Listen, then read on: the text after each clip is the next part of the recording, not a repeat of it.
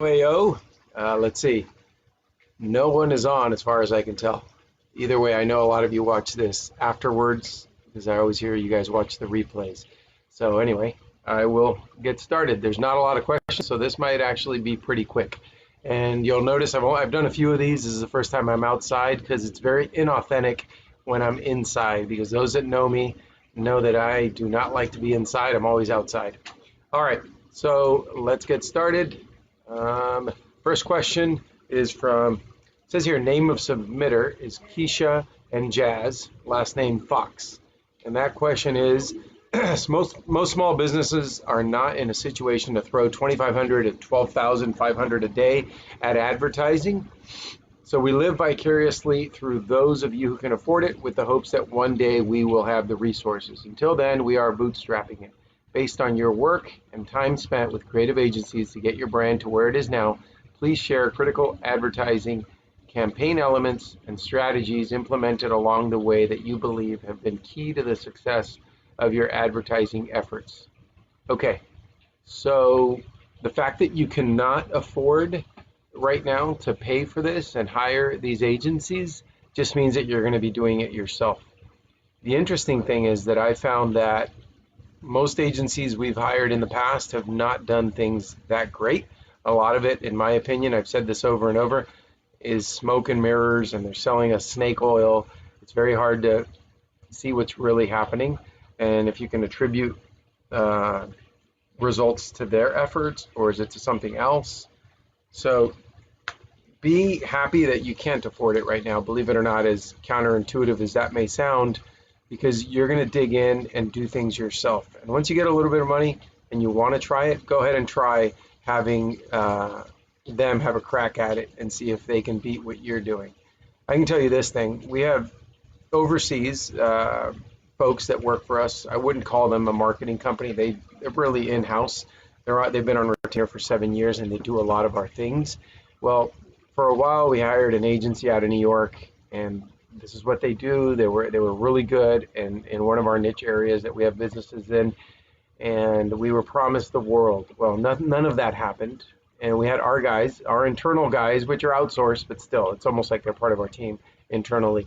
We had them give it a crack, and they did way better. Our ROAS, I think, was 3 times better than with a specialized company out in New York that did this for a living. So,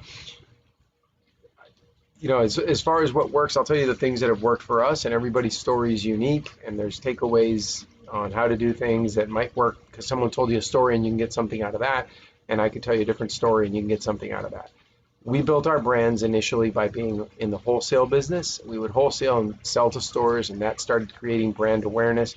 They got it in front of customers, and eventually millions of customers saw our products. And then when we switched it on, put our shopping carts on, and started going direct to consumer, that's how we got in front of a lot of people. What works the best for us, though, as far as ad spend, has been retargeting people. Anybody who abandons a cart or leaves the site without purchasing, obviously that's a high intent person. They have a high intention to buy. They were on the site, especially if they got to the checkout page. So we will spend the money there to go after them. This kind of low-lying fruit that we definitely want to capture.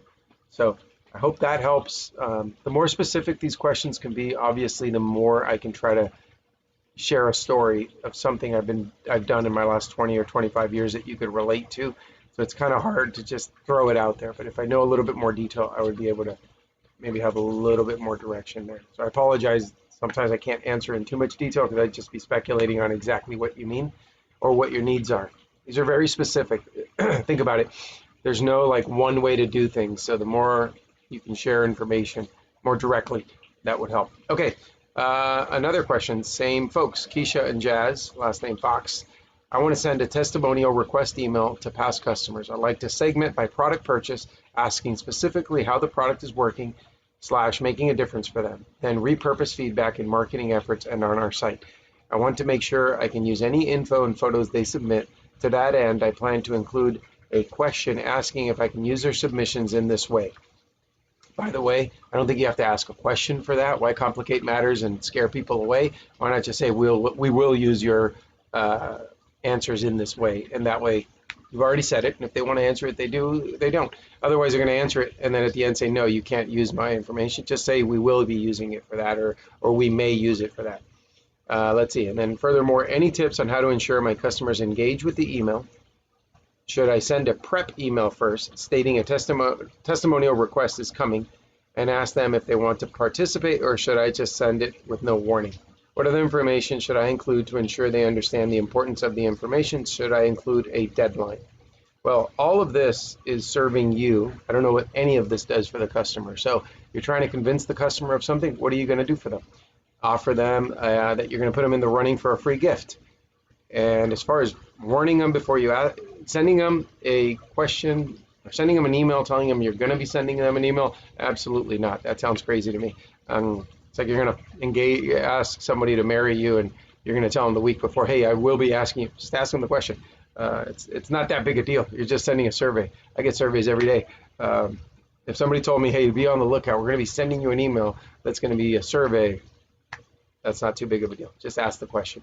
As far as getting them to engage, offer them something. People love free stuff. Put them in a running, we're going to choose someone from this, or we're closing this at 50 people. And once we hit 50, we're going to choose one person. Probably, I don't know how big your business is, how big your mailing list is. If you don't get to 50, then you don't choose a person. Just some thoughts. You can try different things. Yeah, include a deadline. Sure, if you're offering something for free. If you're not, then who cares? You can give a deadline. If you're not giving me anything, what does it matter if I do it or don't do it? All right, hope that helps. And, wow, you guys have a lot of questions. The same people. Keisha and Jazz, last name Fox. It's the third question. All right, let's see. Oh, this one's very long, and I'm a slow reader and a bad reader too. Let's see. We found a need in the entrepreneurial community. As members in forums and startup entrepreneurs, we notice that many doubt themselves a lot. I think you're absolutely right there. So we launched a business making affirmation products geared specifically toward entrepreneurs. As entrepreneurs ourselves, we find pleasure going into the community, talking face-to-face with our audience. We rely heavily on the pop-up shop retail model. With over 40-plus retail events held, we've learned more about what our audience wants and what our audience is. Our new products come from the minds of our audience. Our business has morphed as we've realized that mindset is more of an entrepreneur's problem. I 100% agree with that. If I had to describe myself as what kind of a coach I am, I'm a mindset coach. Absolutely, you're absolutely right there. It's all about mindset. I've always said this: success or failure, the difference is right here. There's no other thing. It's not about getting lucky, and it's all here, because the luck will present itself, or the opportunities will present itself. But if you're not good here, you're not going to see it. All right, sorry.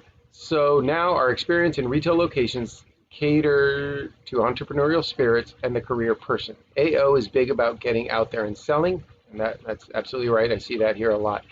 We've been doing it and are putting our feet on the gas pedal in 2020 to double our efforts this year. We are 17 months in business, and already I feel like the return on effort can be much higher in a B2B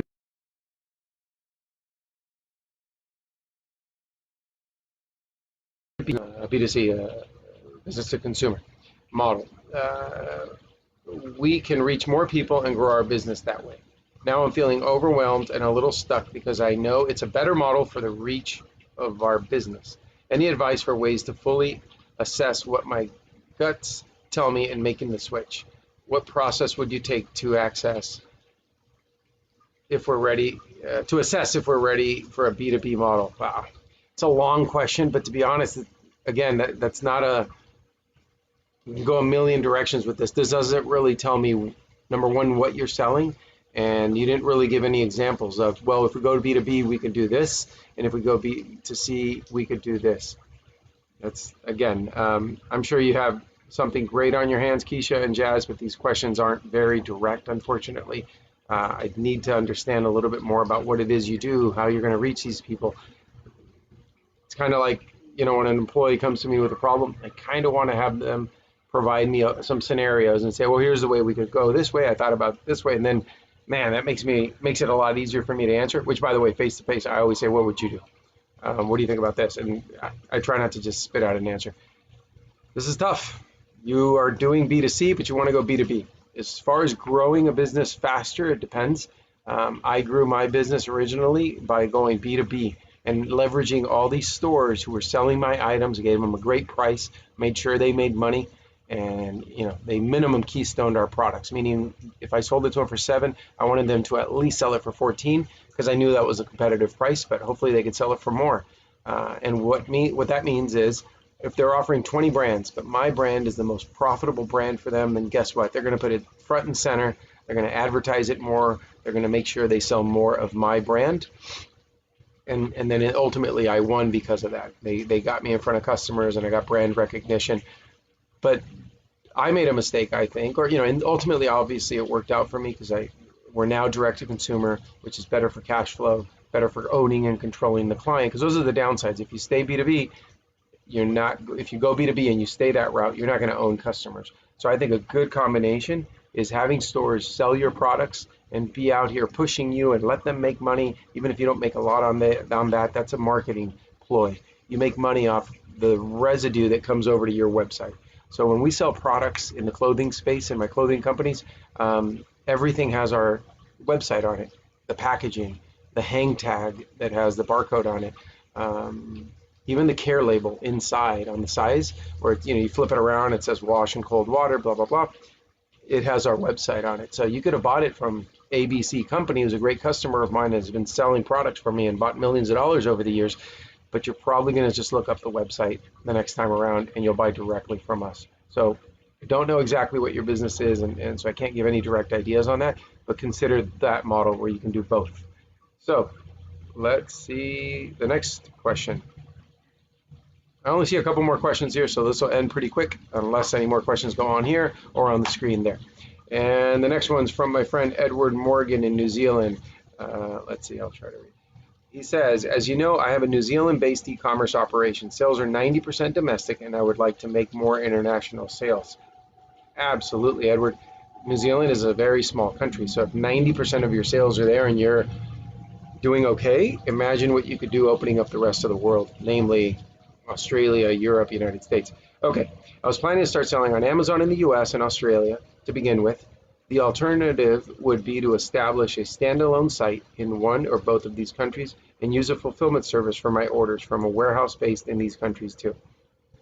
Obviously, this is a very similar idea to selling on Amazon, except my products won't be displayed next to my competition on the same website. I can see pros and cons of going down either of these routes. Just wondering, which route do you think makes more financial sense? Well, Edward, in an ideal world, you're not limited to just one of these options. If you want the fastest approach, it's Amazon. Amazon's a machine and it's already built. You just have to put your products in there. And if you're going to fight for a buy box, I understand what you mean. You're just fighting your way down to zero because that's what Amazon does. You're competing with everybody to sell the exact same thing. However, if you're doing fulfillment by Amazon and you send it to their warehouses wherever, you instantly have a fulfillment center. You have customers and then traffic through Amazon. So it's a great way to test the market, get your feet wet without a massive investment. The alternative, B2C, directly without the marketplace, yes. One of the pros is you're going to own your customer. I think owning a customer is phenomenally important because I hope you're not selling them one time and that's it, like a gimmicky product that you sell one time.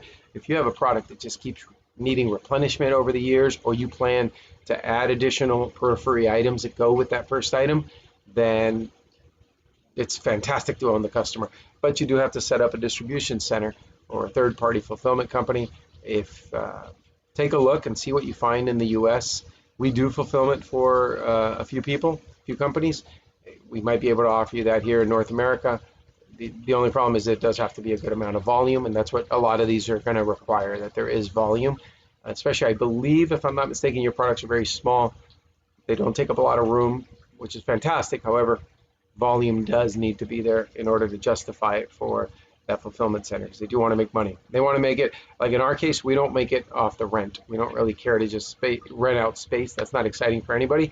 We want you to sell a ton if you're in our warehouse, because that means we're all making money. But yeah, if you could try both, great. Go after Amazon and start your own website and fulfill from that country, then I think that could be fantastic. But Edward, the previous question was about mindset. I really think that comes into play right here. Think big. You don't have to spend big, but think big as far as what the opportunities are and what could happen out there. I'm still amazed. I didn't know that you were 90% in New Zealand. Again, 90% in a tiny country. You have the whole world.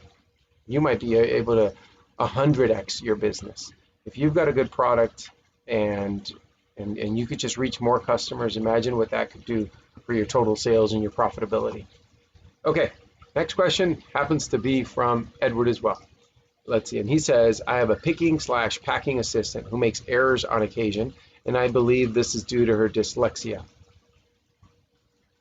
Did you guys hear that?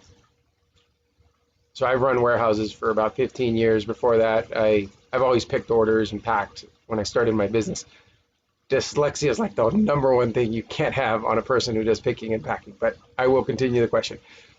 There are some very similar product names, and she confuses with each other. Do you think the best solution for this would be to assign a specific number to each product instead? Have you had experience with this same problem? The double checks she does when comparing the packing list to the items obviously isn't working all the time. Edward, you got to demand a whole lot more from people, starting with yourself as the first person. You're the leader of the business. You're the CEO. I don't care if it's you and your cat. You're the CEO and you have to operate it like a CEO. First, try not to blame that person. Use their mistakes to improve your process. I had a COO for years, 9 years, who would call me in the beginning and complain to me about the employees and all their dumb mistakes, and he couldn't believe it and this and that. And I said, be grateful that they're doing that. We're going to build a machine better than anything anyone else has ever made. And that's why we've built tremendous software for warehouse management, software, inventory management that I think is better than anything on the market. And it's saved us hundreds of thousands of dollars a year. But what it's done mostly is that we've had over 5 years now, 0 picking errors, 0 shipping errors. We could have the dumbest person picking. They cannot make a mistake because our system is perfect. So you have to improve your system. Use this person's mistakes to assume that every human being will be this bad. Picking a dyslexic person is not the best, smartest thing for somebody that needs to pick and have attention to detail. But what you want is a system that even a dyslexic person can't mess up. So let's see. I don't know if you've got UPCs on your products, but in our warehouse, and I don't know if I've shown a video to you guys or I've showed it to a few people, but if you've seen the way our warehouse operates, it's all UPC. So you're scanning every single product up against whatever the order form. So you scan the order form. You can do it where it pops up on the screen, order pops up, and you have to scan the products. So that's an after the fact way of doing it. We do it as we pick. So as we walk through the warehouse, where our system tells us where to go, you get there, you pull the box, where it just tells you, you pull the product, you scan it, and it either ding, it worked, and it tells you where to put it on your cart, or it gives you an error. And that's why we catch every error at the moment they've touched the piece, and they put it back and grab the new correct one. So it's all about the system. That COO that I had, after time, he saw that it worked out. Those people making errors, which, by the way, those are humans. Humans suck, and I don't mean on a personal level, I mean on a performance level. Humans are not perfect. We make mistakes. We have things on our mind. We crisscross numbers. That person's never going to be happy. You're never going to be happy. There needs to be a system in place that is human-proof, that is dummy-proof. I think that's extremely important. And let's see. That's all. Those are all the questions here. So I guess you guys have figured it all out, and you know what's going on. And just kidding. You just don't have any questions right now, or I did not inspire any questions out of you. And I see a few people are on here. I see a few: Dennis Coolin, Brad Coleman, Joe Nugent, Dennis Coolin again. All right. Well, then I'll share one quick thing with you, and then I'll let you go, unless you have any other questions. But so today I was working with a client. He owns a product business here in Florida. He does over $25 million a year. Phenomenal business. It's got its issues, which actually, let me mention that. When I say $25 million a year, you guys might be thinking, oh my God, that guy has it made. That's amazing, 25 million. I can't wait to be there.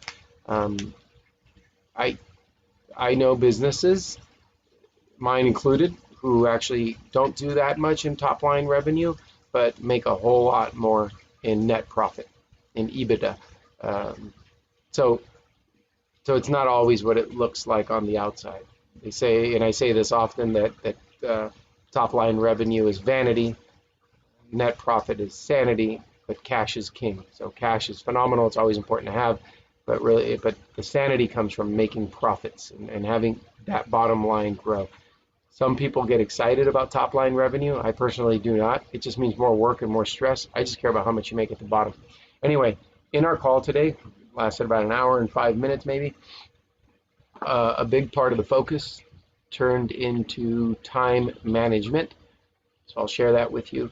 This CEO's concern was, how does he maximize his time? He wants to be making sure he's not wasting time. He's not big on social media. He doesn't waste time reading about whose dog died and who got new plants in their house or whatever you guys look on social media. That's not where he's wasting his time. But he is reading a lot of articles and news and things that ultimately, which by the way, it's fine if he really gets value out of it and he's happy with that. But he wasn't. He was saying, no, at the end, I read all these articles and I get nothing out of it. It doesn't make my life any better. I don't get any smarter. I just read things, right? So we worked on a few things, and he asked, well, what could I do if I had a 6-minute gap between this and this? And I asked him to give me an example, and he threw one of many examples where we have a few minutes where we could waste it on social media or reading the news or whatever people might do. And he said, I'll give you an example. I may be sitting on the couch with my older child, and in a few minutes he has to go to bed. And I've already put the little one to bed, and now the older one's going to go to bed in a few minutes. And I asked him, what do you do with that time normally? And what would your son be doing? And he said, well, my son would be sitting on the couch playing a video game on a tablet, and I would be sitting next to him looking on a phone. And I asked him if he was happy with that, if he's proud of that behavior. Because for me, that's how I question myself always. Am I proud of what I'm doing? If someone was watching me, would they think I'm doing the right thing? And someone I cared about, let's say my grandfather who died, if he was looking at me, would he be proud of what I'm doing? So I asked him something like that. And he says, no, absolutely not. I'm not proud that I'm sitting on a phone, wasting my life away, and my son's there. And I said, could you use those 6 minutes to do push-ups? And that hit him, because it's not what we teach our kids. Same with our employees, same with the people around us. It's not what we teach them and talk about. It's the example we set. So I said, what would happen if those 6 minutes were spent doing push-ups? Would you get any benefits out of it? Would the increased muscle, in his case, would the increased testosterone, would the strength, would the confidence that would build, would the example you'd be setting for your kids, would that make a difference to you at all? And he was stunned. And he said that conversation went in a direction he did not expect, and it blew him away. So, you know, the student hears the lesson or finds the teacher when he's ready. So I guess it hit him, and tonight he's going to be doing push-ups. So I shared with him, and I'll share with you, I firmly believe that people go after or follow us based on our behavior. It's not what we say. Words are empty if there's no action behind it. So I have 4 kids, and I talk to them about eating healthy, being smart, investing your money, all these important things. I talk about all that. But I make sure that all my good habits, I do it in front of them, subtly. So I know I'm going to be doing push-ups in a few minutes because I'm about to get into the shower, and that's an example that I have, right? Like I do that every time I go to take a shower. I do 20, 30 push-ups. Well, I might walk around the house a little bit and find one of my kids and go down and start doing push-ups so he can walk by me in a minute or two, or my daughter can walk by. And I do that intentionally. I do the same things with employees. I want them to see that I have good habits, and I really do. I know I have very good habits, but I want to share that with the people who I want to influence as much as possible. So I'll just share that with you since we wrapped up the questions, I think. I'll see if there's any others, but hope that helps in some way. Oh, good. Here's a question from David Fitzmaurice. Hey, Joel, I have a question. I have a problem with supply due to the virus in China. I found more suppliers, but their minimum order quantities are way out of my budget. What do you think? What do you think I should do? I could wait out the virus, but not sure things will be back to normal. David, I'm glad you asked this. So today I had my forum meeting. That's EO, Entrepreneur Organization, and it's a group of 9 of us. I'm in 2 forums. This is a retail forum. We all have products in this forum, and we have some heavy hitters, big names in that group that I love being with them. And one of them today explained to us a story that, a problem he's having right now. We're not there to tell stories. We're there to talk about our problems and how to fix them and help each other. So he got a, I don't know, $700,000 order from a subscription box for women and a very known big one, and they need it by a certain date. But his supplier in China cannot provide it. They're not going to do it. And he doesn't want to lose this order. And they just told him, you have until Friday to sign this purchase order. If you don't sign it, you don't get it. And he could lose $750,000 or somewhere around that. Well, oh, and by the way, if he signs it and accepts it and he doesn't fill that order, they're going to nail him. I mean, it'll cost them a pretty penny because he can't go against that PO. So, a lot of entrepreneurs are risky and they scramble and they figure things out, and he's scrappy. Even though he's done very well for himself, he's still scrappy. He got his agent in overseas in China to just start finding factories anywhere he could. The agent found him a factory in Taiwan who can not only make this for him, he can make it so much faster that it's going on boat. So he doesn't even have to air it, right? So boat from Taiwan to Los Angeles, that's a lot better than from China to Los Angeles on a plane, which is way more expensive. Now here's the beauty. He normally pays $1.20 for these items. I don't know, they retail for $10 or so. But with this size of an order, China was going to do it for 95 cents. But look how great this all worked out. Sure, the coronavirus is horrible and it's hurting everything, but he is now getting it for 92 cents. He did not expect that. And now he just found a new supplier out of it. So when things are going really well, sometimes, I've had this myself, I've kind of wished, I'm not going to mess things up, but I kind of wish for a little shakeup. I want a little negativity. I want something to wake me up, kind of shake me and make me think twice and get a little bit more creative. When we're succeeding and things are just chugging along, we might do tiny little increments. I don't know if you can see that. My hand's barely going up like that. But when we're going pretty well and things go bad, that makes us wake up and hustle and be nimble and pick it up so that we can get to another level. And that's the example that I just heard a few hours ago sitting in my forum meeting. So yeah, so there's a problem. You have a problem with the coronavirus. You found new suppliers, but the order quantities are way out of your budget. What else can you do? What can you figure out? This is what an entrepreneur does.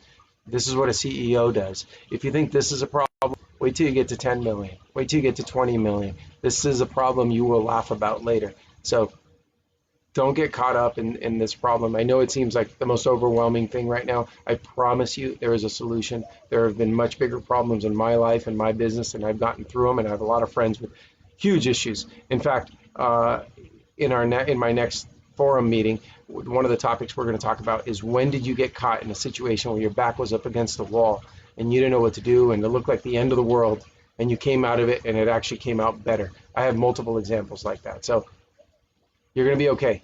You just got to dig. Now you got to talk to everybody you know, dig around. If you know what you're looking for, you feel free to contact me.